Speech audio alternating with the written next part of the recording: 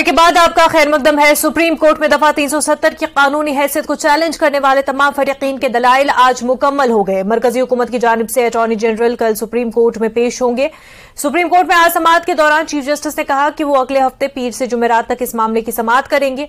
इससे कबल ये समाअत 3 दिन मंगल, बुध और जुमेरात को हो रही थी, लेकिन अगले हफ्ते से दफा 370 केस की समाअत आईनी बेंच पीर 28 अगस्त से मुसलसल 4 दिन करेगी।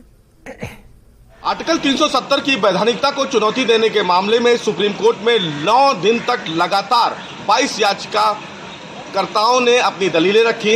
इन तमाम याचिकाकर्ताओं में बड़े वकील कपिल सिब्बल, राजीव धवन, गोपाल शंकर नारायण और बड़े वकीलों ने अपनी दलीलें रखते हुए साफ तौर से ये कहा कि आर्टिकल 370 की वैधानिकता को लेकर केंद्र सरकार की तरफ से जो कदम उठाए गए हैं वो संविधान के मूल अधिकारों के खिलाफ हैं। साथ ही सुप्रीम कोर्ट की संविधान पीठ में चीफ जस्टिस ऑफ इंडिया की तरफ से भी कई सवाल खड़े किए गए और ये कहा गया कि संविधान में ऐसा भी कोई प्रयोजन नहीं है जिसमें ये कहा जाए कि संसद के द्वारा आर्टिकल 370 को हटाने के लिए संसद के पास कोई अधिकार नहीं है।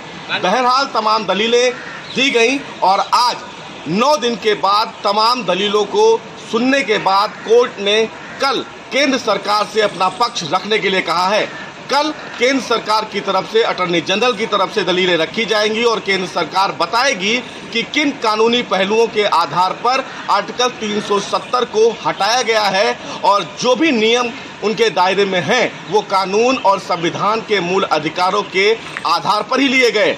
बहरहाल इस पूरे मामले में चीफ जस्टिस ने आज एक बड़ा ऐलान किया और ये कहा कि इस पूरे मामले में अब जो सुनवाई मंगलवार, बुधवार और गुरुवार तक चलती थी वो सुनवाई अब सोमवार से शुरू की जाएगी। यानी कि अब अगले हफ्ते जब आर्टिकल 370 की वैधानिकता के मामले में सुनवाई शुरू की जाएगी तो वो सुनवाई सोमवार से यानी कि 28 अगस्त को शुरू की जाएगी और ये सुनवाई लगातार 4 दिन तक चलेगी। अब इस पूरे मामले में केंद्र सरकार अपनी दलीलें सुप्रीम कोर्ट में रखेगी। संविधान पीठ को वो समझाएगी कि किस आधार पर केंद्र सरकार ने आर्टिकल 370 को लेकर बड़ा फैसला लेते हुए वहां से 370 हटाया है। सुशील पांडे, न्यूज़ 18, दिल्ली।